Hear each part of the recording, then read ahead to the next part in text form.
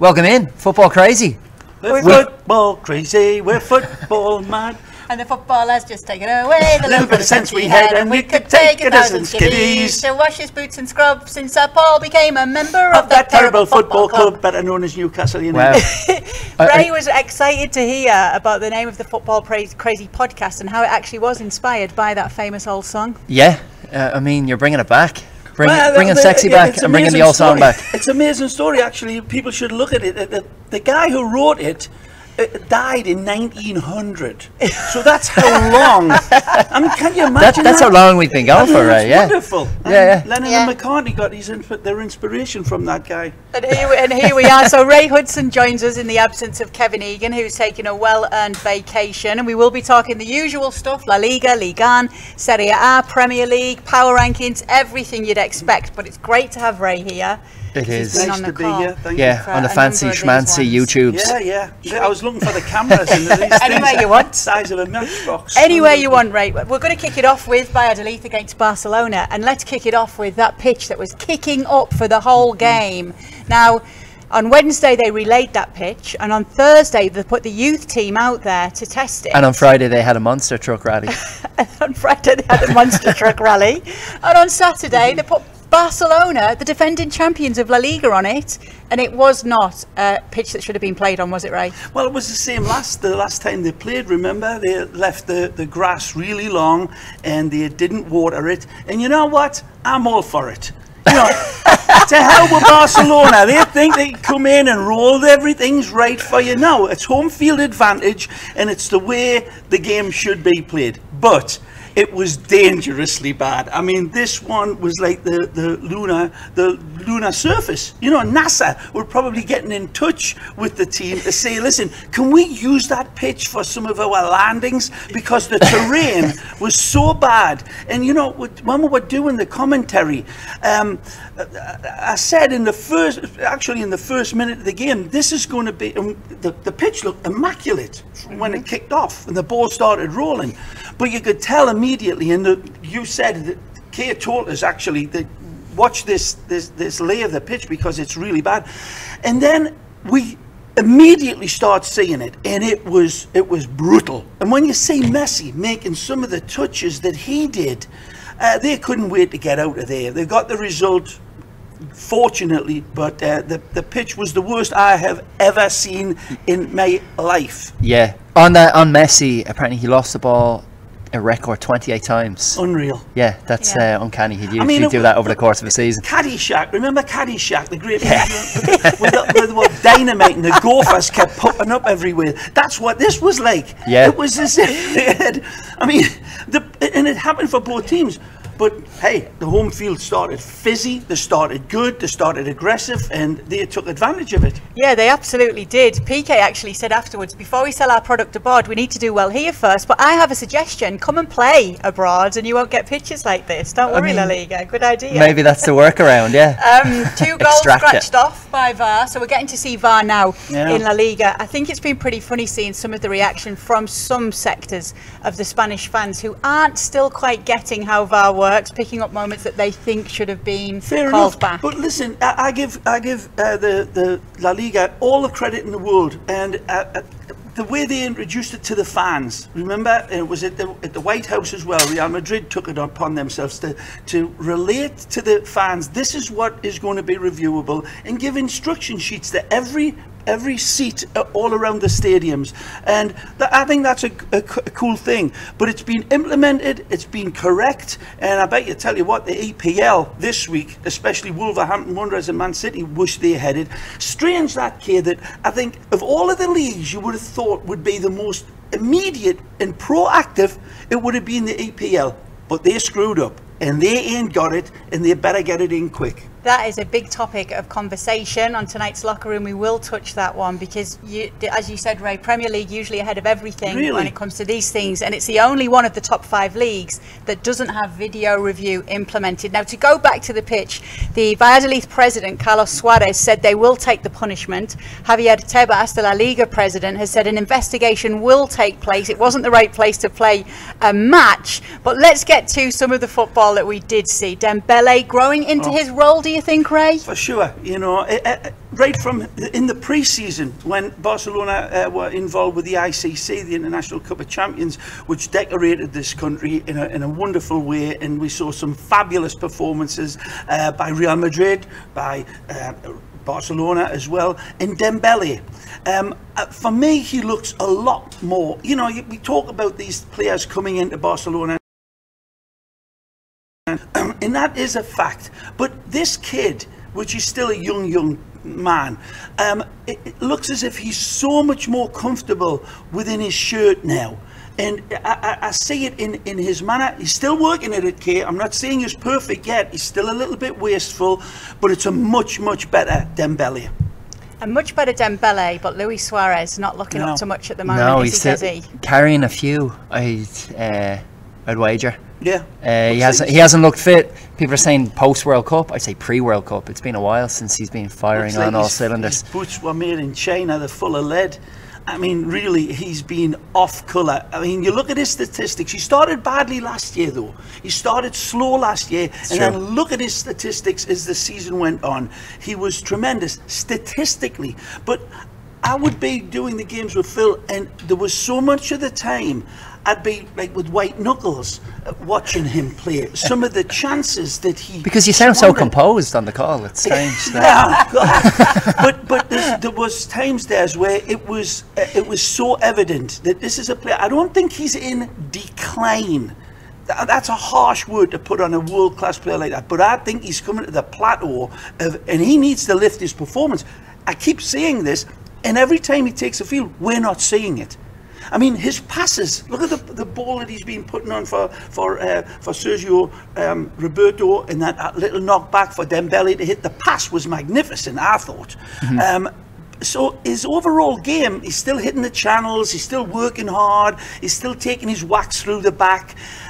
But we've seen like 3 opportunities this season already that he's got to put them away, and he's been blunt. Really has. Well, he had one waved off by video review, and good goal. He took it well. It was a nice goal, that. Yeah. Keko with the equaliser as well. Go. No, I was just going to ask, just briefly before we move on, but who do you, if you were Valverde, what's your starting 11 at the moment? I don't know about the 11, but the guy up front, this is the one. He's got options right, left, centre on all of the lanes, even in goal. They could swap goalkeepers, Barcelona, and they probably wouldn't miss a beat. But up front, the options are so lacking. Munir is a good player, but I tell you what, there's going to be a point where if this continues with Suarez, and I'm a big fan, I love the guy, I love what he's done in his career, right from Nacional all the way through the Liverpool days and the Barcelona, he's been a hero. But there's going to come a point if this form, this lack of form, this lack of world-class cutting edge that was so customary, once that starts going away, Des, okay, I would like to see Valverde say, you know what, you're sat. I'm pulling you out of the team.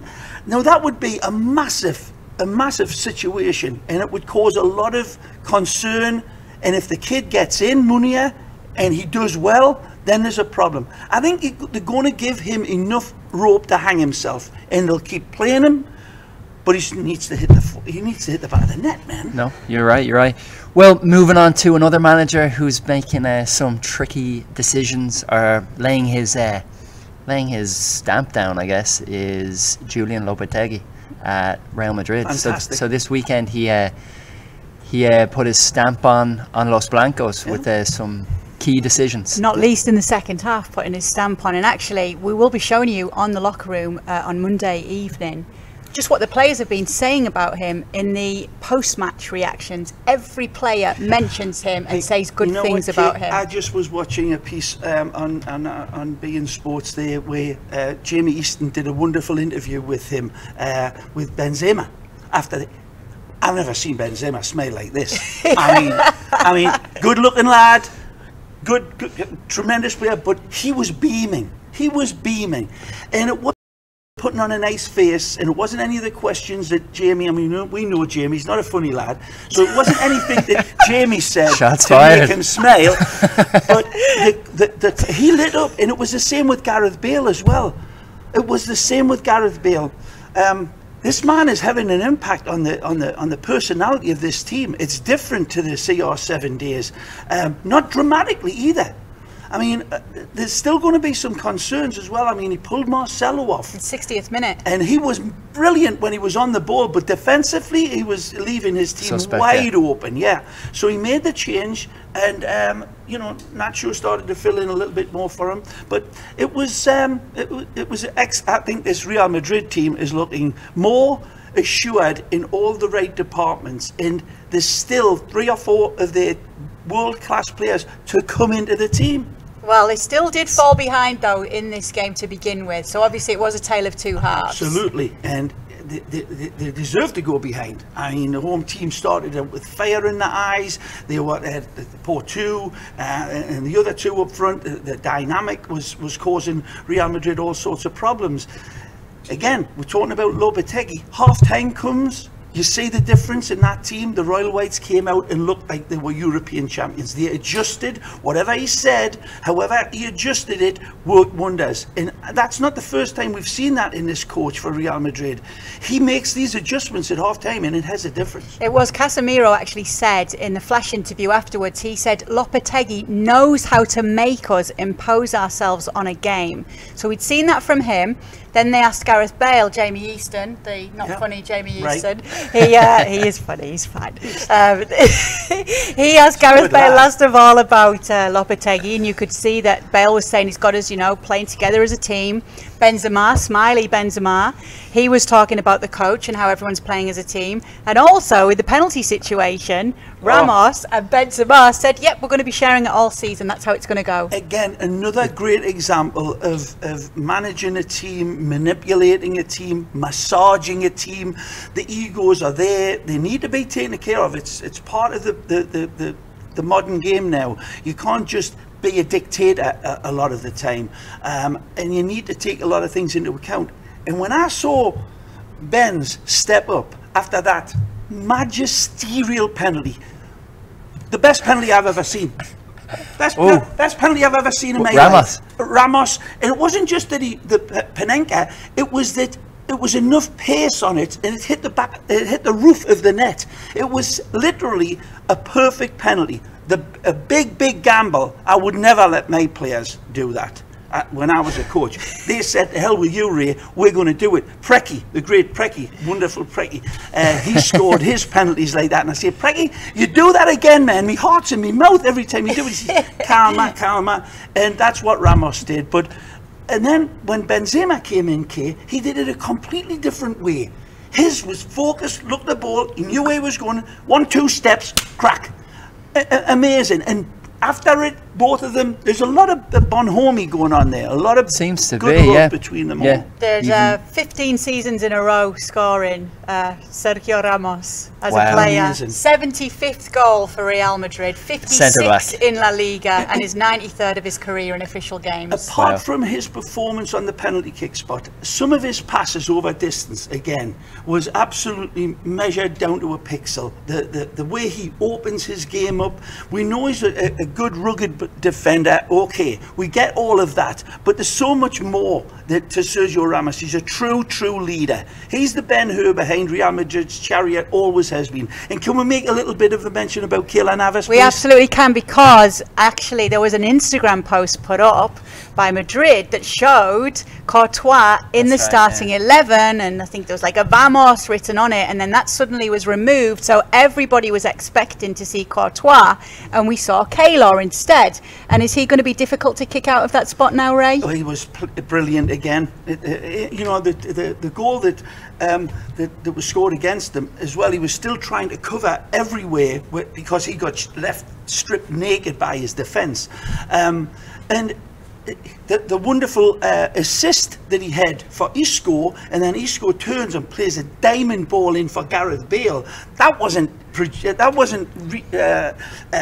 replayed on our channel, and I kept saying to my producer, can we see it out of Navas's hands, because he released it in live time.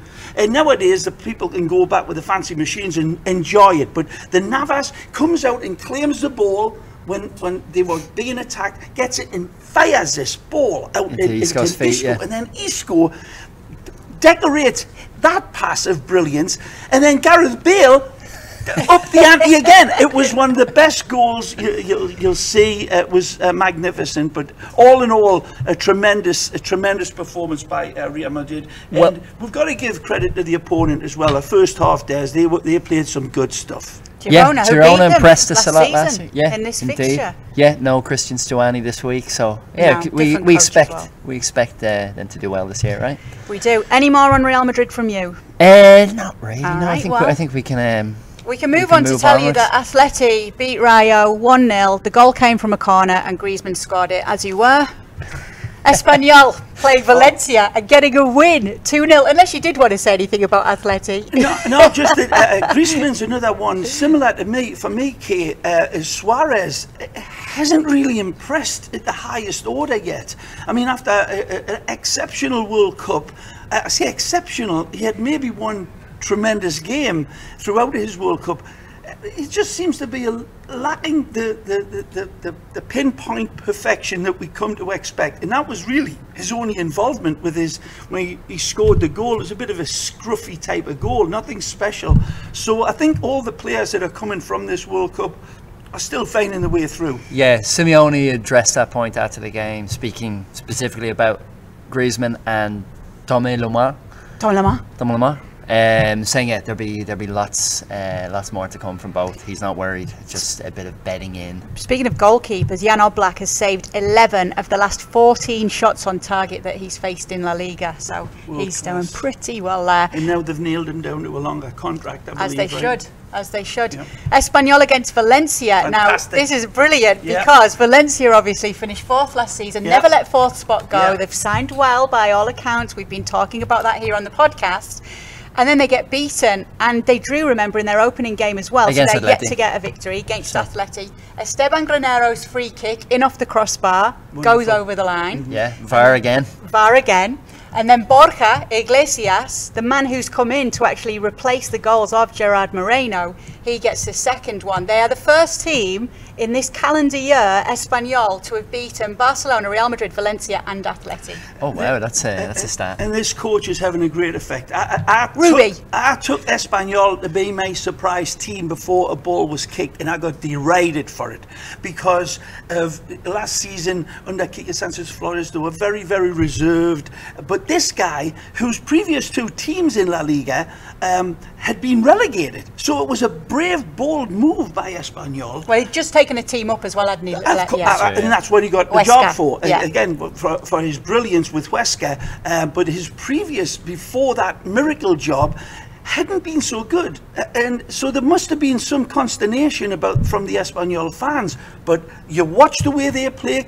They're playing with abandon. They're playing with gusto. I mean, it's got to be great for the Parakeets to look at this team and get so excited. They deserved they got off to a good start with the 1-1 draw in the first game. Who was that draw against? It was 1-1 with Celta.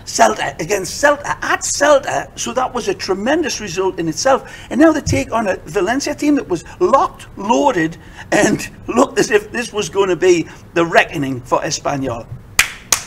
2-0. Yeah, worth mentioning about Ruby, he's Catalan as well, so it's a huge honour for him to be taking over here at Espanyol. Now, we must mention Leganes quickly. We won't dwell on it too long, but we have told you that Leganes is going to be the adopted La Liga official team of the pod this year. Why? Because of many things, Ray. But definitely their fantastic mascot, the Cucumber Knight. I love the knight. I love the big walking cucumber. It looks like his cucumber has grown two other cucumbers for legs. They've actually padded out the lad's legs, like a mattress around each leg, so the poor things walk around. And the mask. What's with the mask? I don't get the mask. Well, he's the Cucumber Knight. It's kind of like a hybrid Teenage Mutant Ninja Turtle. Oh, really? So cucumber stuff. Ninja Cucumber. Yeah. And also, Leganes, they put out great marketing campaigns. They always have a little dig at their opponents. They have a female president. And in Leganes, there is a huge IKEA, which was always, if you lived in Madrid, a great place to be able to go and get your furniture. But no cucumbers in IKEA, right? No meatballs there, Swedish meatballs. Leganes, anyway, with come back from behind. Equalising.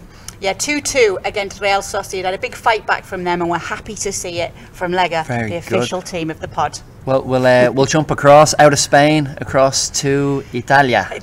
Juventus against Lazio 2-0. Still no goals from Cristiano Ronaldo just yet, but it's been an eventful 2 games for him. The first game he breaks a goalkeeper's nose, and in the second game he has an unintentional assist that could be the best assist of his career that leads to a goal for Juventus. Guti-esque. Yeah, it's so early days for everybody. You know, you look at some of the performances.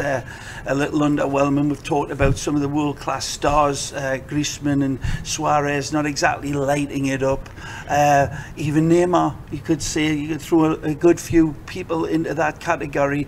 And Ronaldo's having maybe not any difficulties fitting in, but you know, he's known for one thing, and that's goal scoring, and everybody expected the big splash to happen against the Flying Donkeys, and when it didn't happen then, the pressure went up a little bit, and he should have scored on the goal that he assisted on. I mean, it's very, very kind of the Italian league to give him an assist, let's be honest, but he should have scored. He should have put that one away. But as well as being an excellent marksman, he's also known for taking his time, easing himself into a season. So it's early doors. Well, you know, we're still August. Plenty of time to go. It's going to come out eventually. 14 shots without scoring. I think it would take a lot to knock that man's confidence. Yeah, absolutely. They're going to come. If the shots are coming, the goals are coming eventually. So Juventus with another win. Good for them. Napoli, the comeback kings. Napoli. Yes, Ray. Napoli. Again, I've picked them to win the Serie A the last 2 seasons, and have broke me heart. They were still the best team to watch in Italian football by a lunar mile for me, because their football was from the planets. It was marvellous with Sarri. Different type of team now under Ancelotti, and 2 great responses that he's got out of them, so that he's building a lot of different type of team, but similar personnel. Right. And you know, those players seem to have you know, really. And Mertens found his way into this one and scored them the winner. So it was Milan go 2-0 up, and then Napoli get 3 goals back. Okay, well, what's happening there? I mean, 2-0 up. I remember Italian football. You have 2-0 up or 3-0 up, unless you're Liverpool, of course. That was it. The shutters had come down, and you're going to protect it. And I think Gattuso, I mean, the way they were playing out of the back caused a lot of concerns. They didn't look very comfortable with it, but they got the 2-0 lead. So they get the 2-0 lead, and they still kept on with that type of awkward type of play from the back. And I'm thinking, they better adjust this. And sure enough, it caught them. Well, they did. So Gattuso, after the game, at 2-1, he brought on new man Bakayoko, Chelsea loanee. That was impressive. And said he has many defects, and I would have preferred an older, more experienced club player. He also so he really laid into the poor fella. He really laid into the team for not correcting the mistakes, and he said it takes time, and I don't think we have much of that at our disposal. So at the start, it sounds very ominous, doesn't it? It really does. For him. As for Carlo Ancelotti, though, big difference for him in this one is that he was very honest with everything he said after the game. He did say as well, which I loved. He said, Gattuso, obviously one of my former players, but I have a special fondness for Gattuso. Sure. And I love to hear that from him. Yeah. He said, go on, sorry, Kate. Yeah, he said that they weren't putting enough pressure on Biglia in the midfield, so he switched it up. He brought Mertens off the bench. He saw that Mertens can play with the likes of Milik and with other players around him, switched the team up, switched the formation, and got what he needed from it. And he actually said what's been absolutely great in this game is that I got to experience it from the sidelines, and I didn't have to pay a ticket for it, because obviously he's been going to the games quite a lot over the years as a spectator, and he's just been It's great to see Carlo charismatic self after the games, because he's usually such a dour figure, isn't he? It's good to see him smiling for once. He is, but people that know him to be, you know, an incredibly congenial and warm-hearted fella as well. Yeah, but you just don't see that, because he's all business, he's all serious. But he's building in a resolve in this Napoli team that maybe that was one of the aspects that were missing, Des, in the great runs that they had the last 2 seasons. Maybe it's taken that. It's a trade-off, because they're not going to be the Sarri where they were, and that was a bit of a surprise as well, especially the way Milan was playing out of the back. You would have thought Sarri would have been meat and potatoes to him. The press would have been right on top of them, but they weren't particularly that aggressive. So it's going to be interesting, but great start for Napoli. Yeah, wonderful, really is. And for us as the viewers, it's been exciting. Not a great start for Inter. Not a great start at all, because against Sassuolo on the opening day they lost. That's a bogey team. Then they went up against Torino at the weekend, and they themselves had a 2-0 lead which they threw away, and it ended 2-2. So that's not the best start for Spalletti's man right now. Pretty poor for the goalkeeper as well. Handanovic. Rare. Both goals. What about Mazzola though? The great Sandro Mazzola. You'll not remember him, Kevin, but he was a fabulous player in the 60s for the Italian national team and for the Nerazzurri. And Mazzola's come out and said he needs to go to an eye doctor big time. The goalkeeper, Handanovic, was two calamitous mistakes. Calamitous, definitely on that Andrea Bellotti goal as well. Inter ahead of schedule. It's usually December where they capitulate, so getting it out of the way early. Doing things a different way around this time. So to Handanovic. But another game where a team goes 2-0 up and squanders it. It's very un-Italian. Yeah, it is. But I suppose perhaps also to Torino, they've looked pretty wily so far this season. They were a bit unlucky opening day against Roma to lose in the last minute. It's Walter Mazzarri in charge. They're not easy to go up against. tricky side. And Andrea Bellotti back at it, and we know who he is the favourite of, young Bonucci's eldest son. He loves that player. Torino had actually won 3 of their last 7 games against Inter in the Serie A. So it was another team that Inter just getting all the bogey teams out of the way. I see. So that's actually what's happening there. Just a quick mention, Golazzo is a podcast. It's just totally Italian football with James Richardson, who I grew up and you grew up watching Italian football with back home. And they brought up some brilliant rap tracks, one from Kevin Prince Boateng and one from Golini, Atalanta's keeper, reggaeton tracks. So you just need to listen to that podcast if you want to hear those. Changed, man. Kevin Prince, I've got now the iTunes after this. They're going to rap in there when they produce the most beautiful operatic music. No more Rice Krispies. We're all out of Rice Krispies. Right, you grew up in England. Can you ever hear O Sole Mio without thinking of cornetto? Exactly. Remember them? That was wonderful. Just one cornetto. Give it to me. Delicious ice cream from Italy. Yeah, beautiful. I mean, I'd rather hear that than nah, I'm not having that. Not having the rap in Italian football. Not having the rap. I'll tell you what he is having, because he was on the call for this game, PSG against Angers. And Edinson Cavani back in the squad, back in the starting 11, and of course, back on the score sheet. Absolutely. What a man. A bit of catching up to do on his teammates. But off the mark straight away. Not the most impressive performance by PSG. Again, they're just starting to feel the way through. But the beauty of this team as well, the amount of youngsters that they're folding in and bringing along, so many 19-year-olds in the PSG team that are just being wonderfully introduced. And then they'll take them out and then they'll sit them aside. Timothy Weah's a good example. Had the first couple of games looked pretty good, first game especially, but then the big boys come in. Di Maria for me has been showing fine fettle, been showing some wonderful football, and of course Mbappe is emerging. And the good thing there, just like at Real Madrid, the big stars look like they're happy together. They look like they're really getting on. There's nobody eclipsing one without the other. You're seeing Benzema and Bale. You're seeing Neymar and Mbappe. It's harmony. It's a beautiful thing. It's beautiful. So sublime cross from Angel Di Maria for Kylian Mbappe's goal. But you told me something really interesting after this game, actually, on Neymar's goal with Mbappe's assist, because you said it's just how quickly he thinks and sees the game in front of him that he decided to pass that ball to Neymar. That's the whole beautiful part of this emerging talent. We're becoming very lucky now. You're seeing these players come out in Mbappe that have an element to them, the way Messi does, the way Cristiano does, the way Neymar does, and now there's another one. This is like, it's like discovering another planet in the solar system. It It's is. bloody beautiful. Like, look at this thing. I mean, it's different. It's completely different, Des. But they're so unique in their style and in their manner of their football. And just don't get accustomed to it, because these are special players.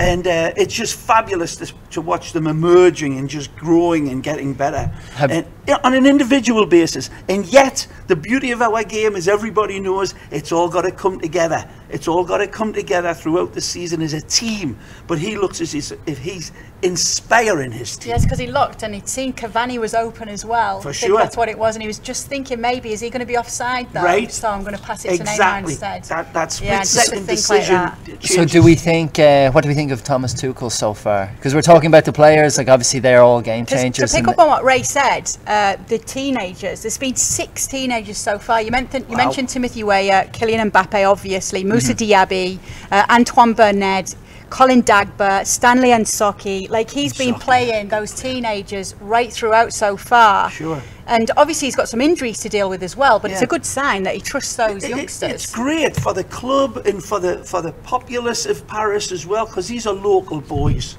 And there's nothing better. A lot of them are local boys, Mbappe of course, but to see your local blood coming through the system, anybody that's watching, whether you're from Darlington or Middlesbrough or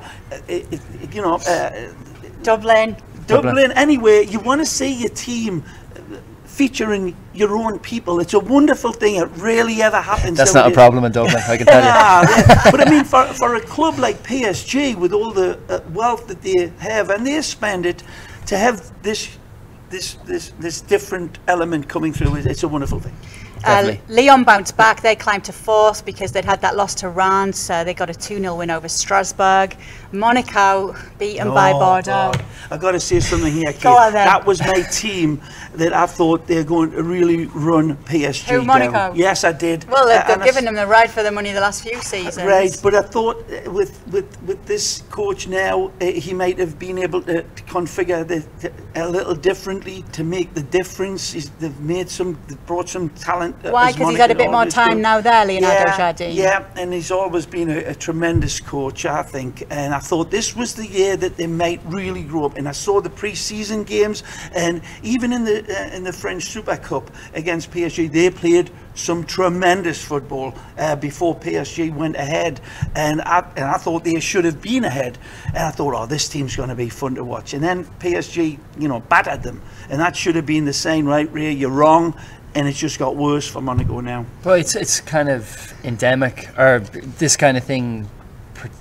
Perhaps it's inevitable when you let the likes of Thomas Lemar go, and you're unable to replace him. Absolutely. Keita Balde gone. That's right. It's always a summer big holes of losing to fill. Yeah, and every year. Yeah. But Bordeaux, they were the team that beat them. They were, because I actually did my intro for this one at the weekend saying, is it Poyet? Is it the physio? No, it's Thierry Henry. Well, at least that's what they're hoping at Bordeaux, to get Thierry Henry in. It's looking unlikely now. Yeah, so it was looking likely, and now it seems to be a contract negotiation style thing that's going to put it off, right? Is that what I'm saying? That seems to be what's stalling matters. But they're doing all right in the interim. Yeah, the interim is the physio, Eric Bedouet. He's been doing all right for them. Oh, you've got to be kidding. He's taken over before. The physio? When Govanek went, well, I saw that he was the physio. That cannot be right. That's not normal. That cannot be right. How the hell do you get from a physio rubbing in the liniment on the lad's legs and say, right, hey, physio, you're going to pick the team next week? Hey, Sarah used to be a bank manager, right? And we're switching sports now. There's unorthodox ways into management. I'm walking away if you do physio. Well, he must obviously know a little bit about the game. Well, he knows how to beat Monaco. Yeah. We will tell you Talk about Monaco's massaging his team, really. Monaco's scorer will come up in our power rankings a little bit later on. We've told you about him before on this pod. Nîmes and Reims came right back down to earth. Wasn't a bit. They lost theirs. And Patrick Vieira, it's not started out well for him at Nice. What did he say about his players afterwards, Des? He said, we lack character, personality and aggressiveness. Apart from that, we're okay. Yeah. I mean, other than that, we're going to be all right. But Patrick laying down the law just right. And I think sometimes that needs to be done. I'm sick and tired of coaches being a little bit too careful with what they say and a little bit too, on guard. He doesn't. Zlatan Ibrahimovic has been coming in for a lot of abuse on a player's side, saying that my team isn't playing up to the standard, and I'm not going to take it. They ain't dragging me down with them, and that's what Patrick's saying. You better get on. This is early notice. This is a new season, and I want responses. I want that attitude. I want that drive. I mean, this is something he's demanding of them, and I think it's a good thing. Can that backfire though? Someone of your pedigree if he's thought of enough in the whole structure of the club, the hierarchy is saying exactly what Patrick's saying. They may have a word and say, I think they got the message now, but they'll want to see a response. The next game, Kay, is going to be a big one, and it's a tough one. Leon, right? Leon, is it next? Yeah. I need to check, because they got beat 4-0 by Dijon, who were up there with the PSG. mustards. Yep, cutting the mustard up there with PSG at the top of the table. Second defeat at home, though, for Patrick Vieira, and they only drew against Caen last week. It's 1 point in 3 games. And they were seen by many as easy games to start the season well. So next game, they'll get them. Well, if it is Leon, they've had a bit of an up and down. A bit more about Dijon, though. Go on then. I mean, no, I'm just saying. I mean, what a bloody response. This is a team. What were the last year, 11th or 12th down, and they're sitting high in a friendly sky, and I think it's a Cameroonian lad that's scoring all the goals for him. And they're a single goal, Senegal. a single goal behind PSG up there at the top. That's why they're not. They're level on points, but goal behind them. Premier League and Turkish rap as well. Okay. All right. We'll start in your native land. Okay. Perfect storm. Seeing Wolves. Wolves take points off City. Why are you saying it like that? Because they're all Portuguese. Whoosh. Nice one. That's a good. I don't know what the hell you want. You've been to the dentist or something, Whoosh. Well, we talked about video review and the Premier League not having it, and this game was a perfect example because in the opening goal from Wolves, Willy Bolly, his hand was used, and there's a question of offside as well. There was, yeah. I mean, I watched this. I got to watch the first half. Wolves were fantastic, has to be said. Last year they were tremendous, weren't they? Yeah, coming up. But like to take on Man City. Yeah, absolutely. And like really put them to the sword for the first half. Even when City equalised, what Pep was really impressed with, that they were still going to try and get that winner with Wolves, because a lot of people would be like, all right, it's against City, we'll stop now. And I think that video review and refereeing decisions aside, there's part of Pep that's like, I don't mind that it's a draw to you guys because you came out. Yeah, he likes that, doesn't he? Yeah, he'll respect the team that goes for it. But I think City, like that's the only way to counter them. Sure. Is, to go at their defence. Play fire with fire. Yeah. They're not the most resolute side defensively. But they'd held them John goalless. Stones, Otamendi, Company hasn't looked great. So, they're there for the taking. They had held them goalless in the Carabao Cup over 120 minutes, and they were the first team to stop them scoring last season, so they had a bit of history already with this Wolves side. A little bit unlucky though. Wolves the bar a couple of times. City definitely unlucky with decisions, but Wolves had been unlucky in their opening game, so luck definitely went on their side in this one. That's true. And they come away, and it makes it 1-1. Yeah, makes it all the more interesting. A lot of people thinking that Man City would go unbeaten all the way, again, obviously unbeaten still, but there was a lot of people thinking that they may not even drop points, especially this early in the season. How much the Mr. De Bruyne has influence and inspiration, that's always a concern when you lose that type of footballer, the difference makers. But it's not like they're short on supply of difference makers stuff. That's true. Great squad, and these are the types of games that he's going to have to traverse. Always treacherous, going to a good footballing team that's been promoted early on in the season. And I think Guardiola knew that this was going to be a bit of a dark walk down a dark alley. And congratulations to Wolves. Who? Walsh.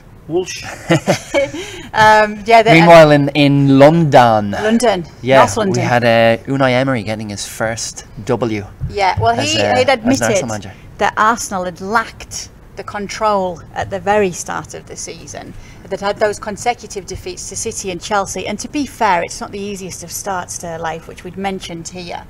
Against West Ham, West Ham though, that's not been a great start for them at all under Pellegrini, and it's a 3-1 win for Unai Emery, his first win, as Des mentioned, as Arsenal manager, and you kind of breathed a bit of a sigh of relief for him, really, didn't you? For sure. It was hard. The 2 first games, it didn't get any harder than that. And against this team, it's good relief for him. I know Phil Shane, our partner at beIN Sports, is really impressed with a lot of the changes. He's pretty confident that they're going to be a better team in the long run under Unai Emery. There is some concerns all over that, there's still things that needs to be tightened up, but he'll get it right. This man is a quality coach, and once he's got the drilling that needs to be done with a team like Arsenal, I think he'll be okay.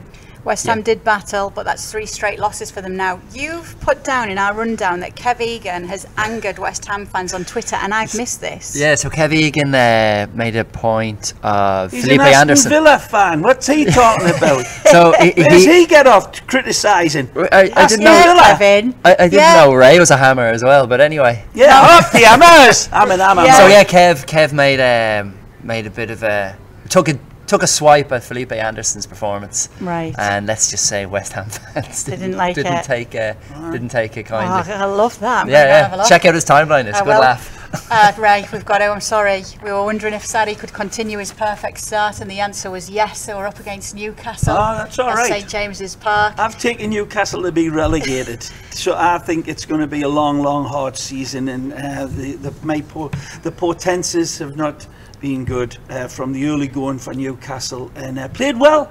They've done well in all of the games they've played well, but we're not strong enough. Yeah, and you've got to say they also did have a bit of luck go against them, did the Geordies in this one. On goal penalty and the 76th minute that was given that a few people were questioning there. And it's the manner in which they play from the lads I've talked to since they're that live in Tyneside, that they were disappointed this time, knowing that they're up against a very, very strong, ravenous, hungry team that's got lots of great ability and skill. The boss went very, very defensive, and really defensive. 5 at the back. Sarri said afterwards, I've played against him and I've never ever seen, or maybe he didn't say I've played against him, but he did say I've seen him in Italy and I've never ever seen Benitez do that. That was the first thing he said in the post-match. 2 ex-Napoli managers. Chelsea get a penalty. Newcastle's goal anyway, maybe that wouldn't have stood if video review was there, because there was a foul from Yedlin on Olivier Giroud in the build-up to that one. Then the own goal from Yedlin. But for Chelsea, it was 81% possession. That's it. 81%. Yeah. Massive. Wow. And this is at St James's Park as well, so we were just getting Barcelona'd. Well, that's Chelsea's first win at St James's Park since 2011. Right, for 5 seasons, I think. Is it all in all? It's we've always had their number. Nearly got away with.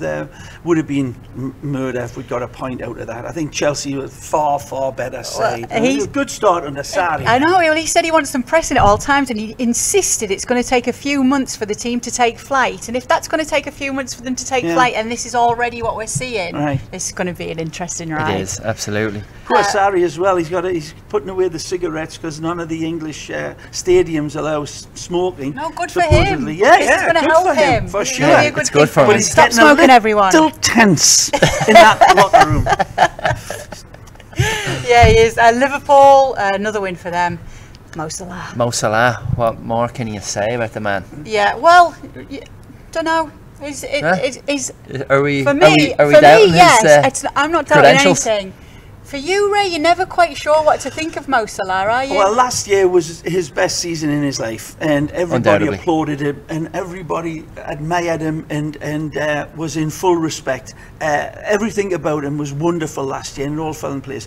The time that I had seen him at Chelsea, and the few times, he looked a good player, but that was pretty much it. When he went to Roma, his game, for me, took on a wonderful step forward as well, in every capacity, in his work rate, in his finishing.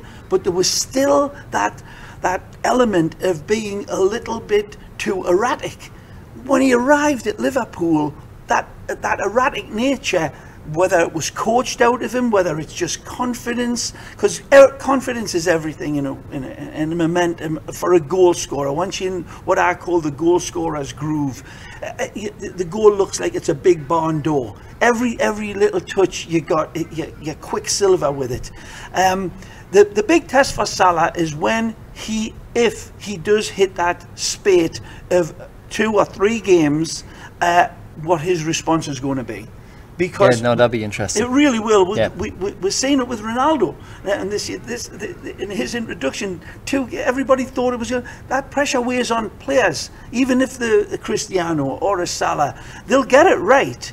But if they don't get it right, then I think Liverpool is the team to be at, though, if you are one of those predatory type of players, because the chances will just keep coming. Thrive on confidence with a coach like that, and off of each other as well. Yeah. They'll Sonny, he'll be able to. Speaking pick of it Bon up. Hami, there seems to be that in spades at Anfield. Still not playing. When I saw the Liverpool game, though, not blown away by their football either. That both Manchester City and Chelsea have failed on the wow factor for me, and Chelsea's looking the team that looks a little bit more, gung-ho and sharp. Yeah, that's what I'm interested in, because everyone's talking about City and Liverpool, but are Chelsea going to come into that, and everyone's going to be speaking about whether they can go on and win the league as well? So, at time of recording, we have not seen Manchester United and Tottenham. We haven't. So what are we thinking there? Does anyone want to stick their neck out and make a prediction? It looks like you're going on. I'm a big horse man. I love me horses, thoroughbred horse racing. And there's a thing called form that you look at, and you can decipher that down. And if you're going by form on the way Spurs are playing compared to Man United, you're going to take Spurs. But it's Mourinho, it's backs to the wall. They need the response. You saw him in his pre-match interview. This is a big. I wouldn't say it a Waterloo game, but it's a big statement game for Man United. The fans have been good, Kay. They've been sitting on their hands. They haven't been attacking them. They never do. They never turn on them. But if this game gets away from Man United, I think you'll start hearing a little bit of derision. So Ray changed his mind anyway on Friday's locker room. I think he picked Spurs. Right. And then when the panel came up, he says, I've gone for Manchester United, and Spurs popped up. Right. So you can tell that you were torn on this one. Yeah, as well. it's going to be a great game, a real good showdown. But I would think that at home, Man U's going to need their fans, that 12th man today, and we'll see if they've got it in them. I stuck my neck out and went for a draw. I'm going to go with Spurs. I think they're going to do the job at Old Trafford. But I think they've got it in them, but I think this will be a big game for Pogba to really stand up and answer the critics, and Lukaku as well. It's hey lads, hey now, as he used to say. This is it. This is it. Elsewhere, not in England, she's bounced through it. Okay. Besiktas and Fenerbahce both lost. Not great for them. I'm going all Portuguese myself now. Bundesliga. The Bundesliga's returned. Dortmund look good. MLS, Zlatan and Vela score in El Tráfico. The Venezuelan Viper making history, did get that goal. Jose Martinez. Jose Martinez, going to hear more from him in a minute. Good. And the Rapids losing 6-0 to Real Salt Lake. And Wayne Rooney's unbeaten run ends. And New York Red Bulls 1-0 Liga last night. MX, Atlas have the unenviable record of going 7 rounds without a goal. Just thought I'd mention that one, because that is... Rough. We don't talk too much Mexican football here, but We're that one coming is back to worth the mentioning. kid, We're going back to wherever you want. Martinez, because I think... Oh, actually... Hold that thought. Hold that thought. Because he features in just a moment in our So power rankings. Without further ado, let's jump right into them. Power rankings. In at number 10, it is the MCN, Ray. It is Mbappe, Cavani and Neymar. Are they the top trio right now in world football? I tell you what, I think they are at this moment. It's not working out in a big burst out way at Juventus. It hasn't been at Barcelona, and it hasn't been at Real Madrid, because basically they've been playing a little bit more with 2 up top. Asensio, again, another player that's not convincing completely.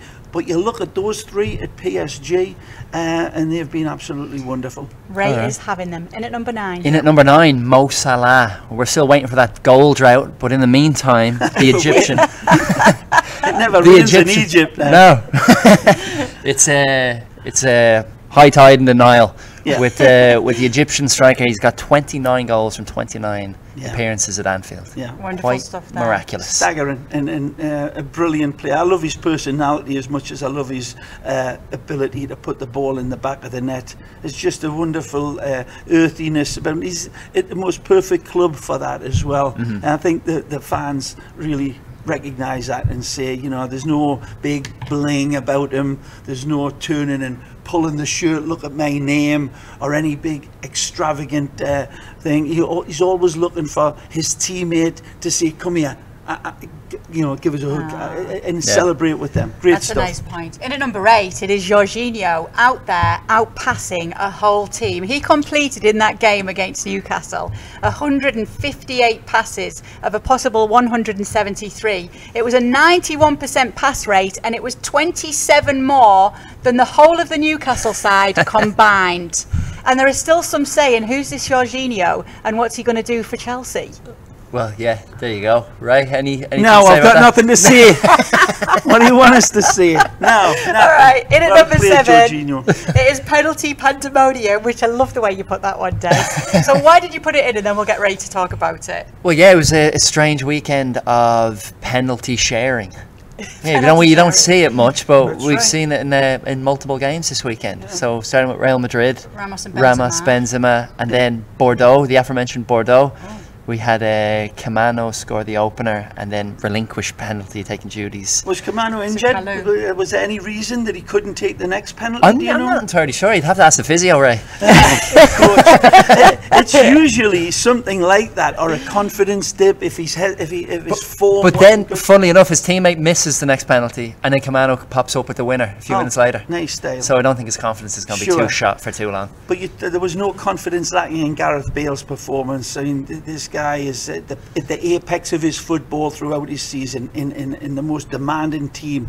And So why can't he get on the penalty I merry-go-round? think that'll be the next Rotation, one. yeah. That'll be the next one. I think they'll be sharing the penalties as well, Gareth. But the Ramos penalty for me is, I said at the time, it was such a footballing work of art that it should be hung in the Louvre. This is a penalty. Like Van Gogh is there, and Cézanne is there, and Renoir is there, and Sergio Ramos is there, and the way he Panenka that was just unbelievable. I mean, I went back home that night and I watched that penalty again and again and again.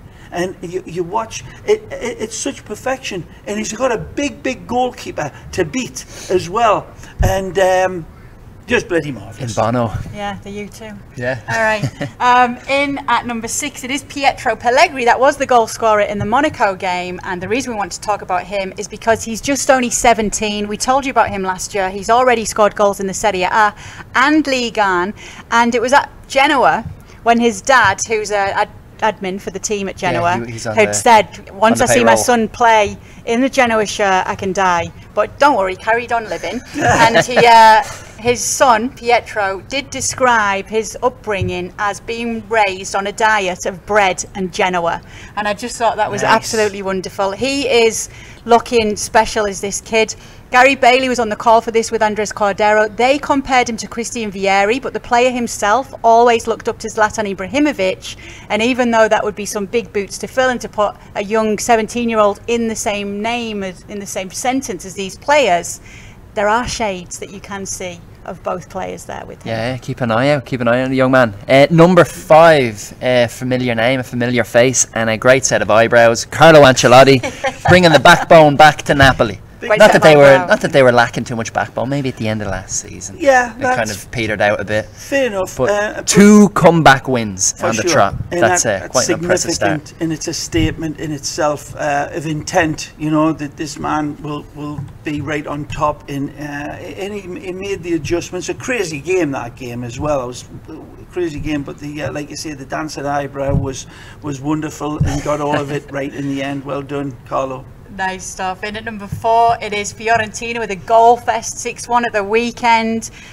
Good stuff from them. And the really nice thing with this one is that Cholito Simeone on the score sheet and his dad, Diego Simeone, up in the nicer VIP bit with the family, and when they caught each other's eye, they were looking at each other, and he was giving his son the thumbs up, and the pride between the two of them, wonderful stuff to see. I can imagine Simeone or Diego after cascading his son saying, "Why did you waste six games worth of goals in one?"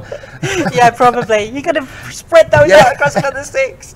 All right, Ray. In at number 3, it's the teams who've got 3 from 3 so far: Liverpool, Watford, PSG, Dijon, and Chelsea. What's it like to have a great start like that as your team? Especially if you're Dijon. I mean, you're really. I mean, the other ones you can imagine. Watford as well. I know. You know, a tremendous start for Watford. Gracia. Yes, and it was always a good coach when he was in Spain. But this is a different landscape, different challenge. So with Watford, and a humble club, humble background, and yeah, wonderful to see. One of the best mascots, or best Harry the crests. Hornets. Almost. Yeah, Hornets, they're called the Hornets, but they've got that big moose, haven't they? I'm going to have to cut you off there. When on the topic of world's best mascot, there's a new knight in town. Yeah, forget Harry the Hornet. Bye. Super Pepino. The Cucumber Knight. The Cucumber Knight. Official mascot of the Football Crazy Pod. Yeah. For those who haven't seen it, get on Leganes' timeline on Twitter. I know. And I'm just not a and enjoy guy. No, you're not a cucumber guy. Danny used to say, "Well, I like cucumbers, but they don't like me. They repeat on me." I don't even know what that means. I know. I do. Ray does. Great club, though. Great club, and it typifies the humbleness and the good stuff about them, and they're taking it not too they got a good seriously. sense They've of got humour. a walking cucumber. How much more do you want with that? You kind of take yourself. That's what life's about. Don't take it too serious. Have a laugh. Walking cucumber, outstanding. We love you, Leganes. In at number 1, Ray, we made you save it because it is that man, Joseph Martinez, the Venezuelan Viper, who is number 1. And I want to just say, I love MLS, and I think those lads in New York have done a fantastic job in building this team, building this league, and expanding on it in the right way, and taking the time on creating a wonderfully competitive league, and a league that has been expanding and developing in the right ways. We look around the league and the stadiums and the great crowd atmosphere, but there's one thing I want to criticize him for. When you get a star like this, you've got to get him somehow, and I'm not a marketing man, but this is a lad that needs to be promoted on a higher level. And I think it's not just down to Atlanta. It's down to the whole mechanism of the people in New York to say, and you better not let this kid walk away, because there's going to be a lot of big clubs. They're already talking about some really very good sides in La Liga that are interested in him, and they've got to wrap this kid up. And I'd like to see him more promoted. I want to see him on one of the national news channels to say this he's going to shatter this record. You know, he's beat it, but now he's got another 4 or 5 games or whatever it is. Another 8 games. Yeah. So onwards and upwards. Fantastic for Atlanta, fantastic for Martinez, but I think the profile of him in his club and his league should be elevated even more. Fantastic work by the Venezuelan Viper. Yeah, Kevin Egan named him that one on the call. He has broken the single-season scoring record in MLS. Congratulations. And Ray Hudson wants to see more of him, and we agree, because Kevin even told us last week, right here on this very pod, the character that he has as well. He says he's a bit like Bobo in his character. Exactly, that might be part of it, that he's just such a, you know, an introverted type of guy. And that's what we would think of Bobo. That's the way he looks, when you know him, that's what Kev was telling us, and when you get to chat to him, he's very like Cristiano is with us, that he's good fun, and he's a good laugh, and he's confident, and so maybe we don't know this because we're not getting to see it, so it's something in what you're saying. Exactly. He needs to be, you know, frothed up a bit. The kid's got it, and the league should be more than proud of him. All right. Okay. Well, Ray, It has been an absolute pleasure Yeah, to I've have enjoyed you on it. the pod. Thanks for being a good sub. I've Yeah, enjoyed me run out with the lads and sub. lasses. We're not subbing you off like Marcelo was subbed off in the Real Madrid game. No, but we have definitely not. noticed a lot more of you have been leaving. We got a lovely, pleasant surprise actually. We went to see our iTunes reviews, and there were lots and lots of lovely comments. So we want to say thank you. No death threats. Thank you to all of you, especially when we'd seen that there's families listening as well, and fathers and sons. It's just wonderful, wonderful to read. So thank you so much. Keep them coming. Appreciate the love, keep people. watching, listening, however you get us here on Football Crazy. Thanks. See you next time. Back next week.